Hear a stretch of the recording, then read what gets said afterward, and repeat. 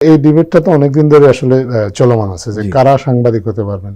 আমাদের দেশে একটা কথা চালু ছিল যে কোনো ধরনের লেখাপড়া না জেনে যদি একজন আইন প্রণেতা হতে পারেন, তাহলে একজন মানে স্বশিক্ষিত লোক কেন সাংবাদিক হতে পারবেন না, তাকে কেন একজন ডিগ্রিধারী হতে হবে। এই আলোচনাটা কিন্তু অনেকদিন ধরে ছিল।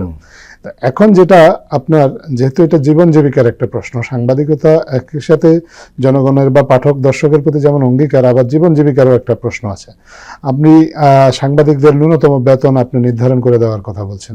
তো ন্যূনতম বেতনটা আপনি গণমাধ্যম সংস্কার কমিশন সাজেস্ট করেছে একটা বিসিএস এর এন্ট্রি লেভেলে একটা অফিসার যে বেতন পাবেন সেই বেতনটা হবে একটা সাংবাদিকের ন্যূনতম বেতন।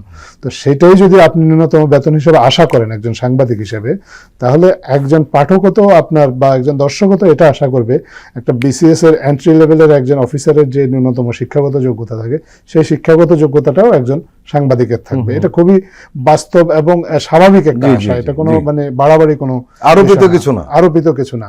আপনি একজন বিসিএস অফিসারের সমান বেতন আশা করলে আপনার কাছ থেকে একজন বিসিএস অফিসারের সমান শিক্ষাগত যোগ্যতাও আশা করবে। হ্যাঁ, বিসিএস অফিসার তাকে অনেক প্রক্রিয়ার মধ্যে দিয়ে বিসিএস এর একজন বিসিএস সার্ভিসের ক্যাডার হতে হয়। একটা সাংবাদিককেও কিন্তু আপনার এসেই কিন্তু সাংবাদিক হওয়া যায় না। এখানে আপনার গণমাধ্যম সংস্কার কমিশনে বলেছে যে 1 বছর শিক্ষানবিশ কাল অতিক্রান্ত হওয়ার পরেই কিন্তু তাকে সাংবাদিক বলা যাবে।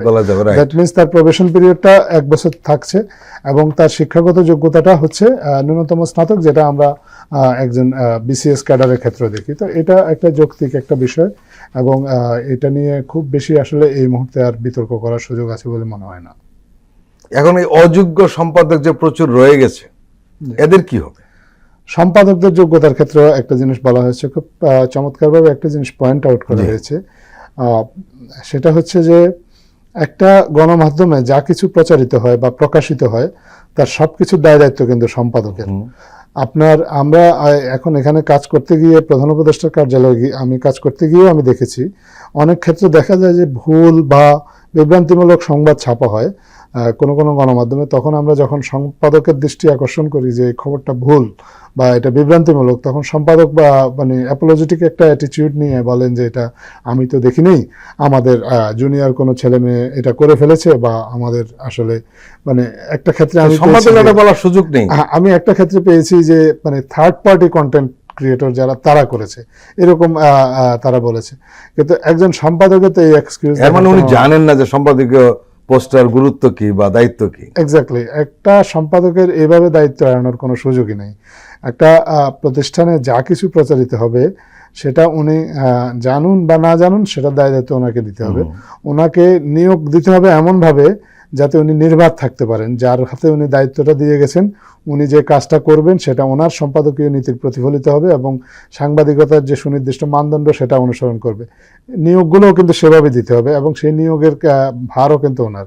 সো কোনো অবস্থাতেই আন্ডার এনি সার্কামস্ট্যান্সেস একজন সম্পাদক বলতে পারবেন না যে আমি এটা জানি না, আমাদের অন্য কেউ করে ফেলেছে।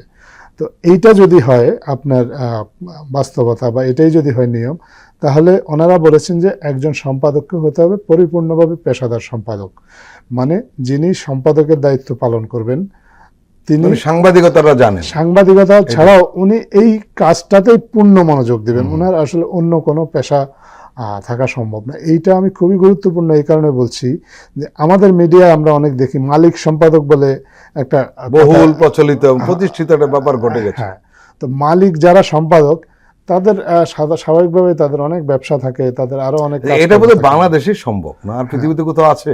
আমি সারা পৃথিবীর খবর সেভাবে বলতে পারবো না, বাংলাদেশেরটা দেখছি। আমার কিন্তু জানা নেই যে মালিক এবং প্রকাশক একজন থাকে সম্পাদক। তো গণমাধ্যম সংস্কার কমিশন বলেছেন যে যিনি সম্পাদক হবেন তাকে পুরোপুরি এই পেশাটাতে মানে মনোযোগী থাকতে হবে এবং উনি একটা পূর্ণকালীন সম্পাদক হবেন। খণ্ডকালীন বা আংশিক রঙিন কোনো কিছু ওনারা আসলে সাজেস্ট করেননি। তো এখন প্রশ্ন হলো যে আংশিক রঙিন সম্পাদকদের কি হবে? আংশিক রঙিন সম্পাদক তো আসলে এটা আসলে নীতিগতভাবে এটা ঠিক না, কারণ আপনার আমি একটু আগেও ব্যাখ্যা করেছি কেন আমরা আসলে পূর্ণকালীন একজন সম্পাদক প্রয়োজন। কারণ প্রত্যেকটা কন্টেন্টের দায় দায়িত্ব একজন সম্পাদককে নিতে হবে এবং সেটা তখনই সম্ভব যখন উনি এই পেশাটাতে পূর্ণ মনোযোগ দেবেন।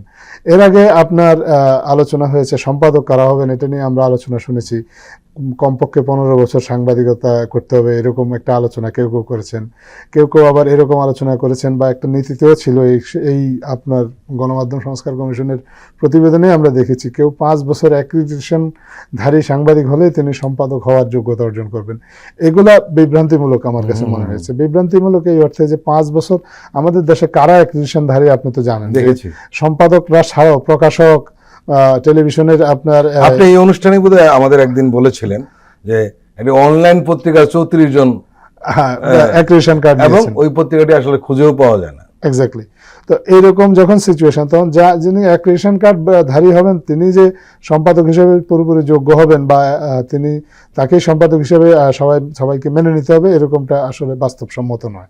তার চেয়ে বরঞ্চ ওনারা যে সাজেশনটা দিয়েছেন, ওনারা কোনো শর্ত বেঁধে দেননি, ওনারা শুধু একটা সাজেশন দিয়েছেন যে যিনি সম্পাদক হবেন তিনি অবশ্যই এটা এক্সপেক্টেড যে তিনি পেশাদার সাংবাদিকদের মধ্য থেকেই হবেন এবং পেশাদার সাংবাদিকদের মধ্য থেকে হলে সম্পাদক পর্যায়ে যেতে নির্দিষ্ট একটা সময় পর্যন্ত তো তাকে সাংবাদিকতায় থাকতেই হয়, নাহলে সম্পাদক পর্যন্ত তো একজন পেশাদার সাংবাদিক যেতে পারেন না। উনি যদি মালিক না হন, মানে রাতারাতি উনি ওনার আর্থিক সক্ষমতার জোরে যদি একটা গণমাধ্যমের সম্পাদক না হয়ে যান, শুধুমাত্র পেশাদার সাংবাদিকতার মাধ্যমে উনি আস্তে আস্তে নিজের যোগ্যতা প্রমাণ দিয়ে যিনি সম্পাদক হওয়ার পর্যায়ে যান, তাকে তো এমনিতেই আসলে একটা নির্দিষ্ট সময় পর্যন্ত সাংবাদিকতা করতে হয়। তো এটার জন্য আর নির্দিষ্ট মেয়াদ বেঁধে দেওয়ার আসলে কোনো যুক্তিকতা নেই যে আপনাকে 5 বছর সাংবাদিকতা করতে হবে বা 15 বছর সাংবাদিকতা করতে হবে। তার চেয়ে বরঞ্চ এটাই ভালো যে সাংবাদিকতা যিনি করবেন, ওনার পেশা সম্পাদক হিসেবে যিনি কাজ করবেন, ওনাকে পূর্ণকালীন সম্পাদক হতে হবে এবং উনি এই কাজটাতেই মনোযোগ দেবেন। এবং এইটা আমি মনে করি যে খুবই যৌক্তিক একটা সাজেশন এবং এটা সাংবাদিকতার জন্য খুবই ভালো একটা পদক্ষেপ হবে যদি এটা বাস্তবায়ন করা যায়।